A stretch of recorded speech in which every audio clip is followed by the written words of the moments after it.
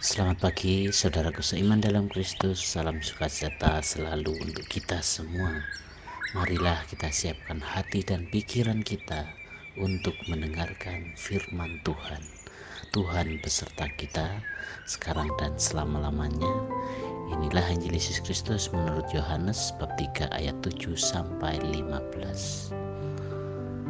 Dalam percakapannya dengan Nikodemus, Yesus berkata, "Janganlah engkau heran karena aku berkata kepadamu, kamu harus dilahirkan kembali. Angin bertiup kemana ia mau. Engkau mendengar bunyinya, tetapi engkau tidak tahu dari mana ia datang atau kemana ia pergi. Demikian halnya dengan tiap-tiap orang yang lahir dari roh." Nikodemus menjawab, katanya, "Bagaimana mungkin hal itu terjadi?" Jawab Yesus, "Engkau adalah pengajar Israel dan engkau tidak mengerti hal-hal itu? Aku berkata kepadamu, sesungguhnya kami berkata-kata tentang apa yang kami ketahui, dan kami bersaksi tentang apa yang kami lihat. Tetapi kamu tidak menerima kesaksian kami. Kamu tidak percaya waktu aku berkata-kata dengan kamu tentang hal-hal duniawi. Bagaimana kamu akan percaya kalau aku berkata-kata dengan kamu tentang hal-hal surgawi? Tidak ada seorang pun yang telah naik ke surga selain Dia yang telah turun dari surga, yaitu Anak Manusia. Dan sama seperti Musa meninggikan ular di padang gurun, demikian juga Anak Manusia harus ditinggikan, supaya setiap orang yang percaya kepadanya beroleh hidup yang kekal. Demikianlah sabda Tuhan, terpujilah Kristus. Selamat pagi para sahabatku, sahabat suara hati, rekan muda, para selamarian dan pendengar dimanapun Anda berada. Melalui permenungan kita hari ini, kita awali bagaimana dalam kehidupan nyata kita, dalam budaya kita, suatu peristiwa kelahiran bayi yang diinginkan akan membawa kabar sukacita, kebahagiaan, walau di sisi lain merupakan pergulatan antara hidup dan mati. Kelahiran baru membawa perjuangan yang tidak mudah, baik bagi si ibu maupun si bayinya, juga orang-orang yang berada di sekitar persalinan.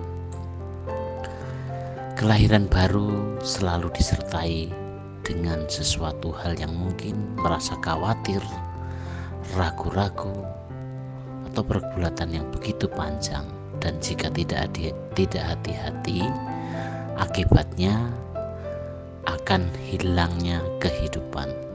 Para sahabatku, sahabat suara hati, rekan muda dan para pendengar dimanapun Anda berada, dalam bacaan Injil hari ini mengisahkan tentang dialog Nikodemus dengan Yesus. Ini lanjutan dari hari yang kemarin. Apa yang ditanyakan oleh Nikodemus dijawab oleh Yesus dengan persoalan kelahiran baru, kelahiran dalam roh. Apakah Nikodemus menangkapnya? Tidak. Ia mempunyai mindset atau pola pikir yang berbeda. Yang ditangkapnya adalah persoalan kelahiran fisik seperti kelahiran bayi pada umumnya.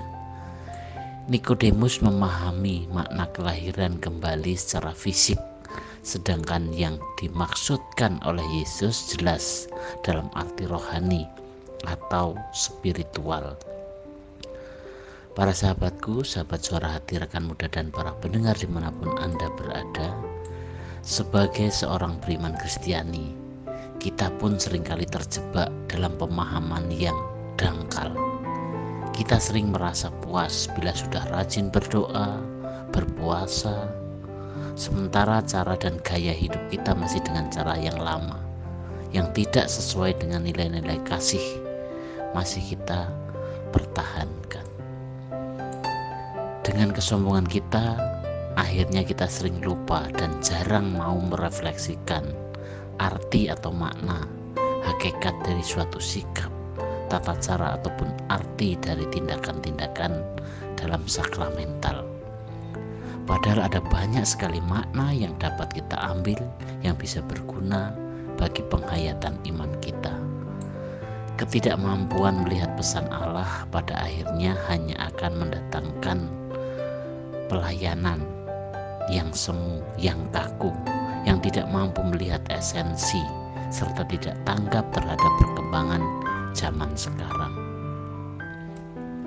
Para sahabatku, sahabat suara hati, rekan muda dan para pendengar dimanapun Anda berada, melalui kebangkitan Yesus menjadikan para murid dilahirkan kembali dalam roh.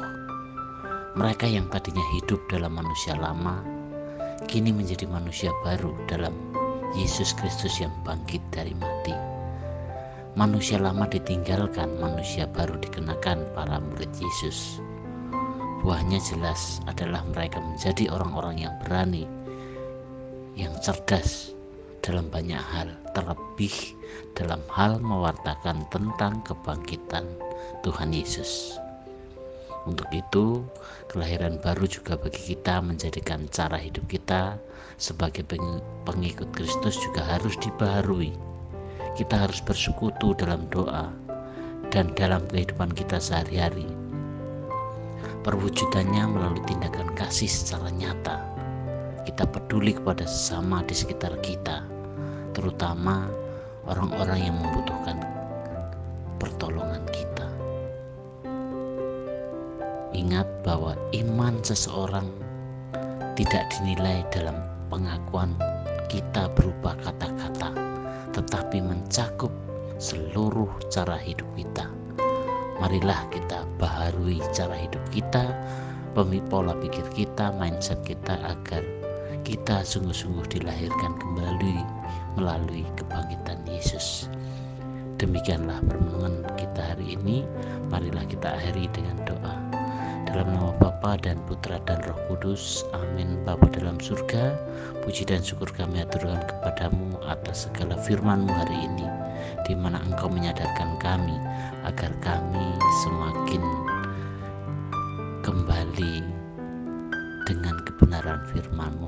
Ajarilah kami agar kami bisa terlahir kembali menjadi manusia-manusia baru, untuk semakin punya motivasi dan semangat untuk mewartakan kabar sukacita kebangkitan Putra-Mu. Tuhan, kini kami serahkan segalanya ke dalam tangan-Mu dengan perantaraan Kristus Tuhan kami. Amin. Dalam nama Bapa dan Putra dan Roh Kudus. Amin.